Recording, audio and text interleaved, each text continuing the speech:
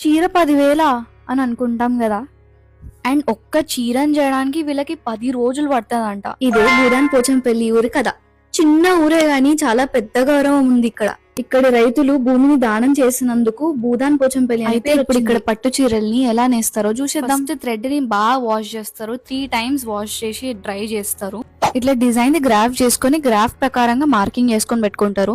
దీనికైతే మస్తు కాన్సన్ట్రేషన్ కావాలి. దాని తర్వాత రబ్బర్లు చుట్టుకుంటారు మార్కింగ్ ప్రకారం డై చేసుకోవడానికి.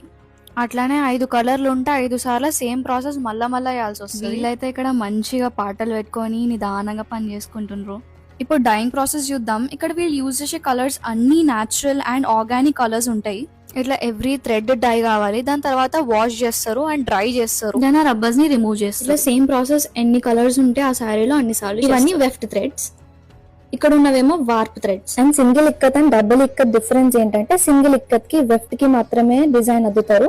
వార్ప్ ప్లస్ వెఫ్ట్ రెండింటికి డిజైన్ అద్దినప్పుడు అది డబుల్ ఇక్కత్ అంటాం. దాని తర్వాత ఆ వార్ప్ థ్రెడ్స్ ని ఇలా కండెల్కి చుట్టుకుంటారు.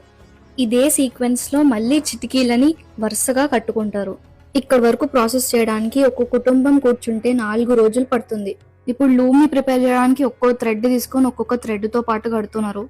ఇప్పుడు డిజైన్ ప్రకారంగా వార్ప్ థ్రెడ్స్ ని ఇలా వేరు చేస్తున్నారు. ఇదే final part which is weaving. చాలా మంది చూసే ఉంటారు. ఇక్కడే sari comes to life.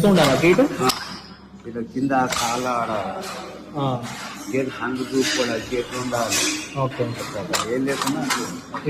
Set చేస్తారు. ఇదేనా పోచంపల్లి కథ. కానీ ఇదొక జస్ట్ శారీ కాదు, ఒక మనిషి కష్టం, ఒక కుటుంబం కళ.